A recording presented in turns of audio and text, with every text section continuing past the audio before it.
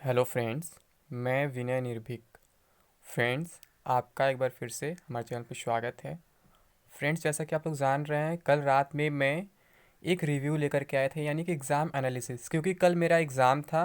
ठीक है, कब था? 17 जनवरी फर्स्ट शिफ्ट में था। ठीक है, तो मैं कल क्या किया, कल मैं डिटेल एनालिसिस नहीं दिया। मैं कल उन्हें अलर्ट कर दिया जिनका एग्ज़ाम बहुत जल्द होने वाला है। मीन्स आज आज फर्स्ट शिफ्ट में, या फिर आज सेकंड शिफ्ट में, या फिर कल परसों जिसका जल्दी होने वाला है, उन लोगों को मैं थोड़ा अलर्ट किया कि मतलब जिस भेड़ चाल में वो लोग चल रहे हैं, उन्हें अलर्ट किया ऐसा कुछ होने वाला नहीं है। ठीक है, मैंने रात में अपना अटेम्प्ट या एक्यूरेसी कुछ भी शेयर नहीं किया था। मैं यहाँ अटेम्प्ट शेयर करने वाला हूँ, एक्यूरेसी शेयर करने वाला हूँ। यही बताने वाला हूँ कि मेरा मतलब रॉ स्कोर कितना बन सकता है और कहाँ से कितना स्कोर मुझे मिलने वाला है, ये भी मैं बताने वाला हूँ। ठीक है फ्रेंड्स, लेकिन उससे पहले आप थंबनेल देखकर क्या लिखा हो, सावधान सभी प्रश्न इसी एक किताब से आ रहे हैं। तो फ्रेंड्स, आपको ये देख के कन्फ्यूज़न होगा कि ये क्या लिखा हुआ, बता भी रहा है इसी एक किताब से आ रहा है और सावधान भी कर रहा है। तो फ्रेंड्स, जो लोग समझदार होंगे वो समझ गए होंगे। फ्रेंड्स, आप कॉम्पिटिटिव एग्ज़ाम दे रहे हैं, किसी स्कूल कॉलेज या यूनिवर्सिटी का एग्ज़ाम नहीं दे रहे हैं कि किसी फिक्स्ड बुक से क्वेश्चंस पूछे जाएंगे। इसलिए मैंने सावधान वर्ड लगाया है, क्योंकि मैक्सिमम यूट्यूबर्स क्या कर रहे हैं, या तो अपने मुंह से खुद बोल रहे हैं कि इसी एक किताब से आ रही, नीली किताब, पीली किताब, मोटी किताब, पतली किताब, तो ये किताब, वो किताब, या फिर व्यूअर से बुलवा रहे हैं, यानी कैंडिडेट से बुलवा रहे हैं सेंटर पर जाके खड़े होके। तो आप इन सब चाल में बिल्कुल ना फंसे फ्रेंड्स। कभी भी आप कोई भी कॉम्पिटिटिव एग्ज़ाम देंगे, कभी भी क्वेश्चन फिक्स नहीं होते कि यही क्वेश्चन आएंगे या फिर यहीं से क्वेश्चन आएंगे। मैंने कल रात के वीडियो में भी कुछ बातें बताया है, अगर आपने अभी तक नहीं देखा तो उस वीडियो को जरूर देख लें। वहाँ से बहुत ज़्यादा क्लैरिटी आपको मिल जाएगी, क्योंकि अब इस मैटर में मैं ज़्यादा चर्चा करने वाला नहीं हूँ। मैं अब चर्चा ये करने वाला हूँ कैसे क्वेश्चन पूछे गए थे और कैसे पब्लिक में बताए जा रहे हैं और क्यों ऐसे गलत बताए जा रहे हैं, इसमें किसकी गलती है। तो फ्रेंड्स, इसमें किसी की गलती नहीं है, मैंने कल रात में भी बोला था। आप खुद अंदाज़ा लगाइए, जब आप एग्ज़ाम दे के बाहर निकलते हैं और तत्काल अगर आपसे कोई क्वेश्चन पूछ ले तो आपके दिमाग में क्वेश्चंस तुरंत नहीं आते हैं। ठीक है, इसलिए मैंने रात में क्वेश्चन वाला वीडियो नहीं बनाया था, मैं जर्नी करके थका हुआ था। और यही हो रहा है, मैक्सिमम यूट्यूबर्स क्या कर रहे हैं, अपना व्यूज़ पाने के लिए कह सकते हैं, या फिर तत्काल आपको प्रोवाइड करने के क्वेश्चन, बहुत भारी गलतियां कर दे रहे हैं। ये गलती कर दे रहा है, तुरंत सेंटर पहुंच जा रहे हैं। अभी बच्चा सेंटर से बाहर निकल रहा है, तुरंत उसके सामने माइक लगा दे रहे हैं कि कितने क्वेश्चन आपने किया, कौन से क्वेश्चन आए थे, क्या आए थे, ये वो। तो फिर वो बच्चा कंफ्यूज हो जा रहा है, बता ही नहीं पाता है कि क्या क्वेश्चन आया था, वो क्या किया था। ठीक है, तो जल्दबाजी में वो कुछ भी बोल देता है। ऐसे क्या हो रहा है ना, अगर कोई बोल दे रहा है कि यूएनओ से एक क्वेश्चन आया था, तो यूट्यूबर्स क्या बोल दे रहे हैं अपने मन से कि पूछा था यूएनओ कहाँ पर है, यूएनओ की स्थापना कब हुई थी। इनके दिमाग में यही दो क्वेश्चन चल रही है, या फिर उसका संस्थापक कौन है। इसके अलावा ये लोग सोच ही नहीं सकते हैं। तो इसलिए क्या हो रहा है फ्रेंड्स, कि क्वेश्चन जो है आप लोग के पास सही नहीं पहुंच पा रहे हैं, और आप लोग को लग रहा है क्वेश्चन रिपीटेड पैटर्न पे चल रहा है, फिक्स पैटर्न पे चल रहा है, कि हमेशा नेशनल ऑर्गेनाइजेशन क्वेश्चन पूछे जा रहे हैं, हमेशा सीएम से क्वेश्चन पूछे जा रहे हैं, हमेशा गवर्नेंस क्वेश्चन पूछे जा रहे हैं। बट ऐसा कहीं कुछ नहीं है। कल के एग्जाम में मैं बता दूं फ्रेंड्स, नेशनल इंटरनेशनल ऑर्गेनाइजेशन से क्वेश्चन आया था, लेकिन ऐसा डायरेक्ट क्वेश्चन कहीं भी नहीं था। और सीएम, गवर्नर, कैपिटल करेंसी, इससे एक भी क्वेश्चंस नहीं थे। इसलिए मैं आपसे फिर कहूँगा फ्रेंड्स कि ये जो एग्ज़ाम चल रहा है बिल्कुल फिक्स पैटर्न पे नहीं है। आप स्कूल कॉलेज का एग्ज़ाम नहीं दे रहे हैं कि क्वेश्चंस फिक्स रहेंगे, टॉपिक फिक्स रहेंगे, यहीं से आने हैं। ऐसा कुछ नहीं है। आप कॉम्पिटिटिव एग्ज़ाम दे रहे हैं, आपको यहाँ रटने की क्षमता नहीं चेक की जा रही है, आपकी एबिलिटी चेक की जा रही है कि आप क्या कर सकते हैं, किस सिचुएशन में आप क्या कर सकते हैं फ्रेंड्स। ठीक है, तो आप कभी इसके पीछे न भागे कि क्या क्वेश्चन पूछे जा रहे हैं और क्या क्वेश्चन पूछे जाएंगे। क्वेश्चन का pattern day to day change हो रहा है, क्वेश्चन फिक्स नहीं है। जैसा कि इसलिए मैंने थंबनेल लिखा भी है, सावधान सभी प्रश्न एक किताब से आ रहे हैं। लोग बोल दे रहे हैं ना कि एक ही किताब से आ जा रहा है। अरे भैया, कैसे आएगा, क्वेश्चन तो फिक्स है ही नहीं, कभी यहाँ से पूछ रहा है, कभी वहाँ से पूछ रहा है।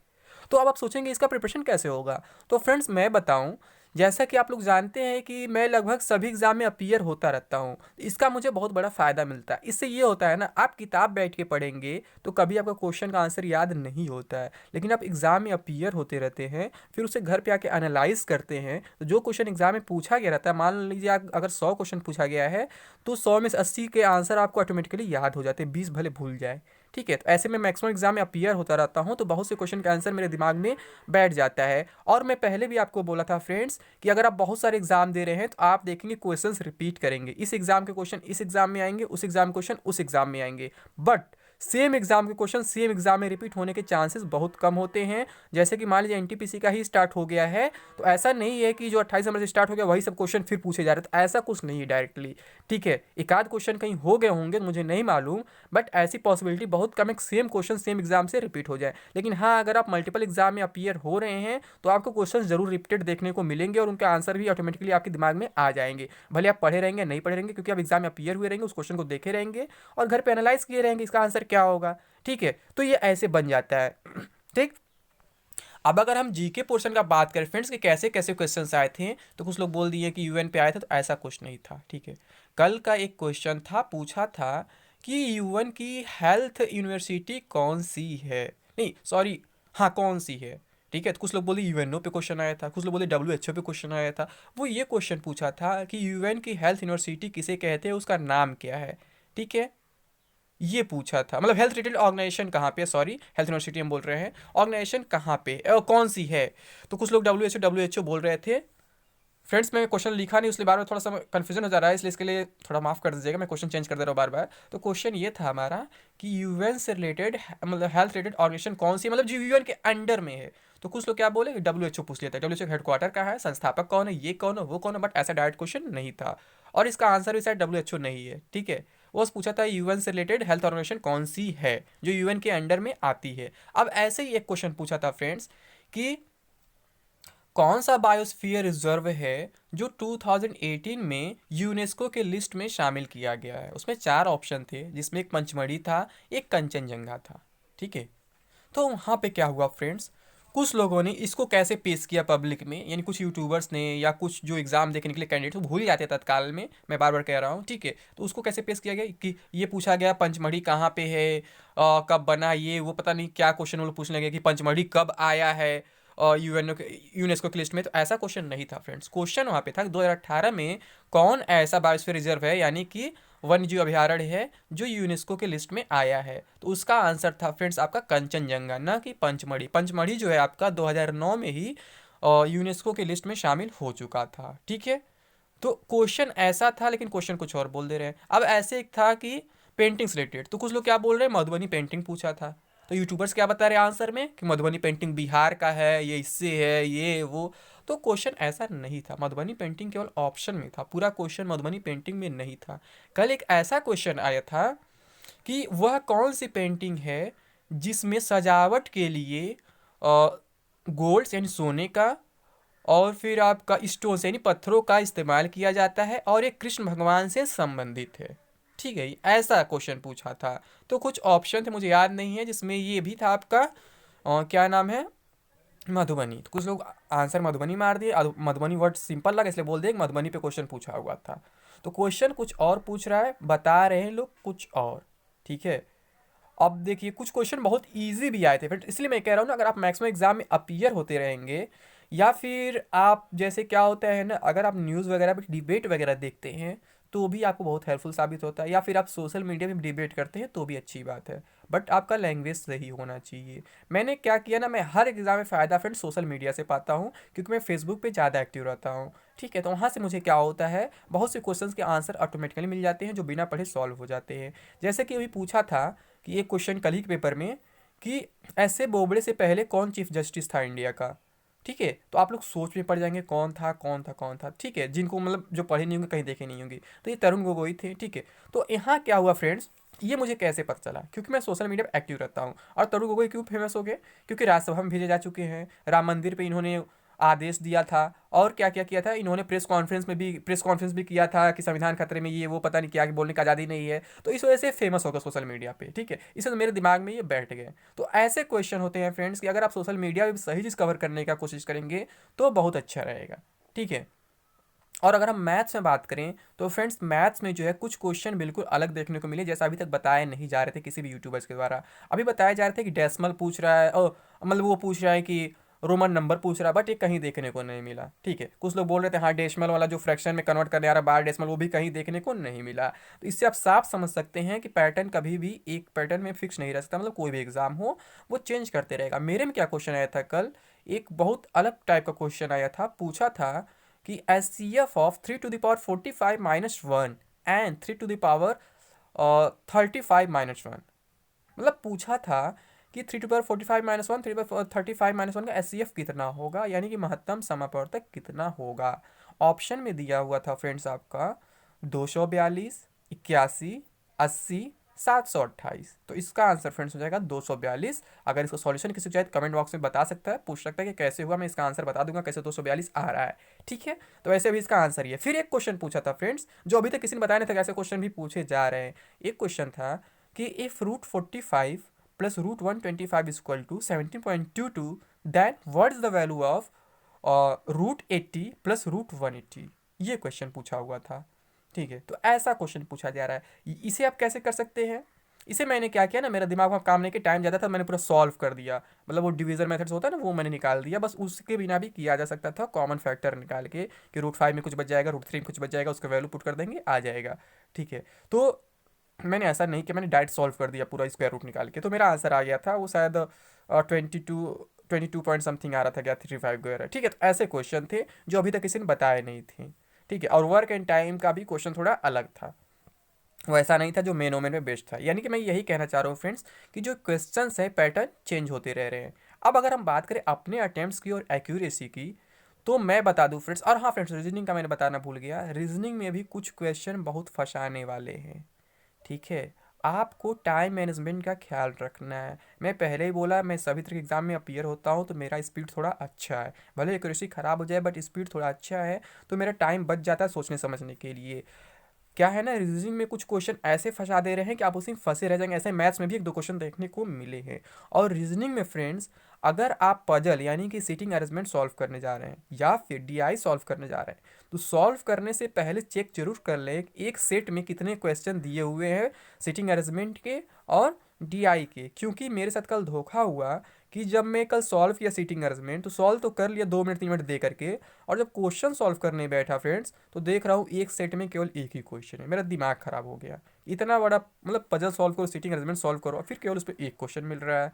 तो फिर बहुत बुरा लगा मुझे, कि मुझे लगा मुझे पहले नहीं करना चाहिए ये।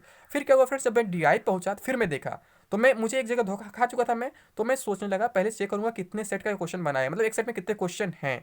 ठीक है, मतलब कितने क्वेश्चन का सेट है ये। तो वहाँ पे क्या हुआ फ्रेंड्स, मैं चेक किया तो उसमें शायद 4 क्वेश्चन थे, तब मैंने उसको सॉल्व किया। अदरवाइज मैं उसे छोड़ देता, बाद में करता। लेकिन वहाँ पे 4 क्वेश्चन थे डीआई में, केवल एक सेट में। लेकिन इसमें सीटिंग अरेंजमेंट ने कंफ्यूज कर दिया। ठीक है, परेशान कर दिया। मैं उसको सॉल्व कर लिया, लेकिन देख रहा हूँ केवल एक ही क्वेश्चन है। ठीक है, और रीजनिंग में फ्रेंड्स कल मैं देखा तो सबसे अधिक question friends order and ranking से आए थे। 4 या 5 क्वेश्चन थे फ्रेंड्स, सबसे अधिक क्वेश्चन थे ऑर्डर एंड रैंकिंग से।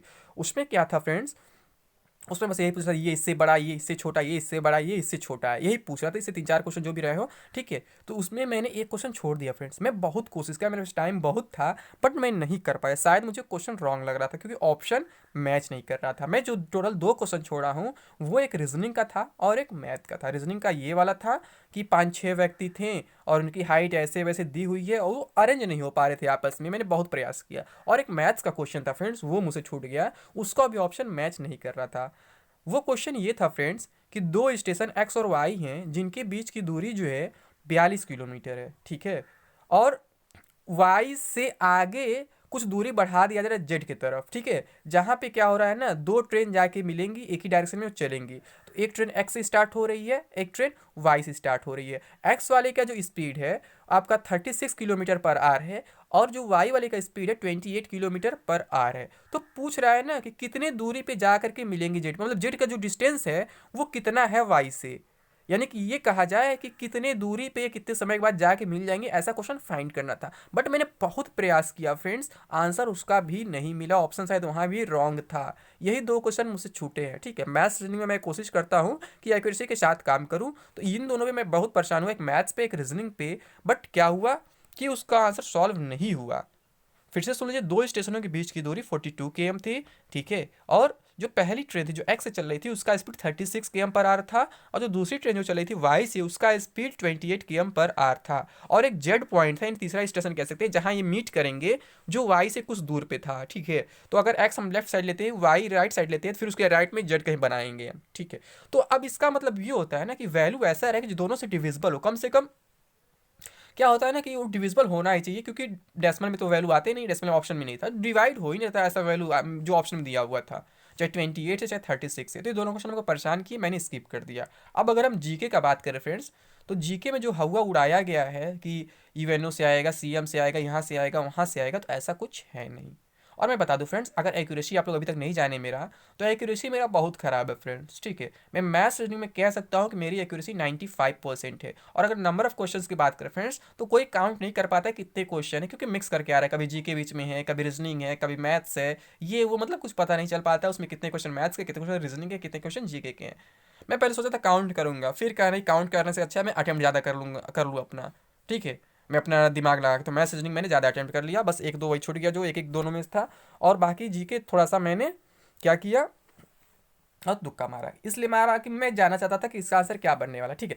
तो जैसे क्या है ना कि तुक्का से कभी कभी कुछ क्वेश्चन सही भी हो जाते हैं, बट उन्हें नहीं मारना चाहिए जिन्हें बिल्कुल अपने ऊपर कॉन्फिडेंस ना हो। तुक्का के भी एक लॉजिक होता है, एक ट्रिक होता है जो मैं अपनाता हूँ, और जो लगभग हर जगह मेरा सही भी होता है, ठीक है। तो उसके बारे में बाद में चर्चा करूंगा। लेकिन अगर एक्यूरेसी की बात करूँ फ्रेंड्स, तो मैं बता दूँ साइंस में जो है ना, साइंस, हाँ साइंस बात करें जीके में, तो लगभग 7-8 क्वेश्चन थे जो मेरे पूरे के पूरे सही होंगे, ठीक है।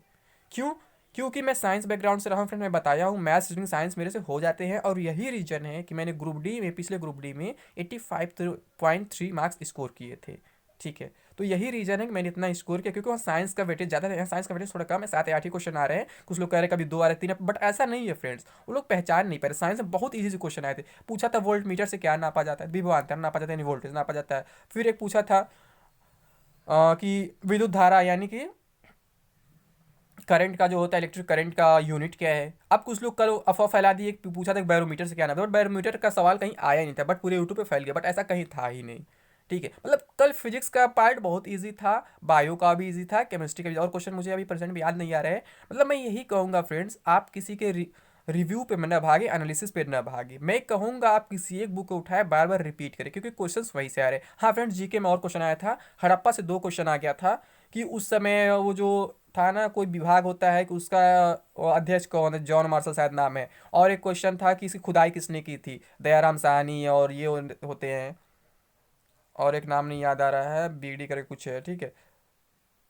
जो भी हो, तो ये 2 क्वेश्चन एक ही जगह से आए थे। और फिर एक क्वेश्चन था आपका कि ये जो नॉर्थ साउथ कॉरिडोर है और ईस्ट वेस्ट वेस्ट कॉरिडोर कहाँ पे मिलते हैं। फ्रेंड्स से मेरा क्वेश्चन गलत हो गया। एक बार और मैं किसी एग्जाम में पाया था, तब भी मेरा क्वेश्चन गलत ही हुआ था। तो होता है एग्जाम देने से क्या होता है, कुछ काफ़ी दिन हो जाता है आप पढ़े नहीं रहते हैं, तो यही होता है। बट क्वेश्चंस कहीं ना कहीं से रिपीट करते हैं, मैं ये बताना चाहता हूँ। सेम एग्जाम रिपीट नहीं करते हैं, बट दूसरे एग्जाम का दूसरे क्वेश्चन जरूर रिपीट करते हैं, ठीक है। तो एक कॉरिडोर वाला क्वेश्चन इससे पहले भी मिला था। एक क्वेश्चन पूछा था कि कौन सा जो परमाणु अनुसंधान है वो कोलकाता में है, जिसमें दिया हुआ था बार्क था, वीसीसी था, और पता नहीं क्या क्या था। तो मैंने वीसीसी मारा, ठीक है, एज अ गेस, और वो मेरा सही निकल गया। वीसीसी जो है आपका कोलकाता में है, बार्क नहीं है, बार्क ट्रॉम्बे में है। और भाभा कोलकाता, लेकिन भाभा ऑप्शन में नहीं था। कुछ लोग बोल देंगे भाभा ऑप्शन में था, भाभा ही आंसर है, बट भाभा ऑप्शन में कहीं था नहीं, ध्यान रखेंगे आप लोग, ठीक है। तो ऐसे कुछ क्वेश्चन थे। अब मैं बात करता है एक्यूरेसी की, तो मैं बता दूं 7-8 क्वेश्चन मेरे साइंस के वैसे ही सही हो जा रहे हैं, 3-4 क्वेश्चन करंट अफेयर सही हो जा रहे हैं। एक क्वेश्चन पूछा था कि कौन सा ऐसा प्लेयर है कि जो लगातार 5 बार विंबलडन का खिताब जीता है, तो वो कौन था फ्रेंड्स, रोजर फेडरर, वो मेरा सही निकल गया, ठीक। तो ऐसे ही मैं अगर कहूँ, अगर जीके के टोटल 40 क्वेश्चन रहे होंगे including science and current affairs, तो लगभग मैं कह सकता हूँ कि लगभग 20-22 क्वेश्चंस मेरे सही हो ही जाएंगे मिनिमम। क्योंकि तुक्का में भी क्या होता है ना, कुछ सही निकल जाते हैं। 40 में 15 तो मुझे लगता है कि 100% में कॉन्फिडेंस के साथ किया, जैसे जिसमें करंट अफेयर्स और साइंस है, ठीक है। तो 15 कर लिया, बचे कितने, 25 में 10 तो जरूर सही निकल जाएगा तुक्के में, मेरा जो इतना एक्सपीरियंस है। यानी कि मैं कह सकता हूँ कि 40 में मेरा 25 जीके बन जा रहा है, ठीक है, 25 जीके बन रहा है। अब ऐसे मैथ्स रीजनिंग अगर 30-30 है, दोनों में 28 और 27 मान लें हैं, यानी कि 55 हो जा रहा है। 55 और 25, 80 मेरा सही हो जा रहा है। टोटल कितना था, 98। मतलब 98 अटेम्प्ट किया, 2 में छोड़ दिया, एक मैथ्स में एक रीजनिंग में। 98 में और मैं कह सकता हूँ कि अगर 80 सही हो जा रहा है, 80 ना मान करके आप मान लीजिए 77, मान लिया 80 मान के चलते हैं। तो अगर 80 मेरा सही और 18 गलत होता है, 1/3 माइनस मार्किंग है, यानी 6 मार्क्स माइनस हो जाएंगे, यानी 74 मार्क्स हो रहे हैं। अगर इतना सही होता है तो अदरवाइज मैं मान के चलता हूँ मेरा मिनिमम 65 आएगा। मैं बहुत ज़्यादा हवा में उड़ना नहीं चाहता हूँ कि मैं कह दूँ मेरी एक्यूरेसी इतनी अच्छी है, तो मैं 65 मान के चलता हूँ, जो बिल्कुल सेफ़ है। अभी मैं सेफ़ स्कोर चर्चा करूँगा, रात में कट ऑफ पे भी चर्चा करूँगा, क्योंकि काफ़ी लोग केवल कट ऑफ ही पूछ रहे हैं। बट मैं कई बार बोल चुका हूँ एग्जैक्ट कट ऑफ अभी नहीं बता पाऊंगा, क्योंकि अभी एग्जाम्स ओवर नहीं हुए हैं। लेवल अप डाउन होते रहते हैं, आगे कोई नहीं जानता लेवल अप होगा या फिर डाउन होगा। लेकिन मैं सेफ स्कोर जरूर बताऊंगा। मैं ये भी बताऊंगा किसी CBT 2 का प्रिपरेशन करना चाहिए, किसे नहीं करना चाहिए, और अगर आप CBT 2 और ग्रुप डी का प्रिपरेशन दोनों एक साथ कर रहे हैं तो कैसे करें, ये भी मैं बताने वाला हूँ फ्रेंड्स। ठीक है, तो इसके लेकिन हाँ फ्रेंड्स, कुछ लोग ऐसा भी कह रहे हैं ना, कुछ बड़े बड़े यूट्यूबर्स और कोचिंग वाले बोल रहे हैं कि कट ऑफ अलग अलग पोस्ट वाइज आएगा, बट ऐसा नहीं। मैं कई बार आप लोगों को क्लियर कर चुका हूँ, कट ऑफ अलग अलग नहीं आने वाला। CBT 1 कट ऑफ जो है कंबाइंड रहने वाला हूँ। और इतना मैं जरूर हिंट करूंगा आपको कि इस बार कट ऑफ पिछले बार से कम रहने वाला है। इसका रीज़न और लॉजिक मैं रात में दूंगा, बट कितना कट ऑफ जाएगा अभी मैं बता नहीं पाऊंगा, लेकिन उम्मीद है कम ही रहने वाला है। ठीक है, इसका मैं डिटेल शाम को देने वाला हूँ। ठीक है फ्रेंड्स, तो अभी के लिए बस इतना ही। Thank you. जय हिंद, जय भारत।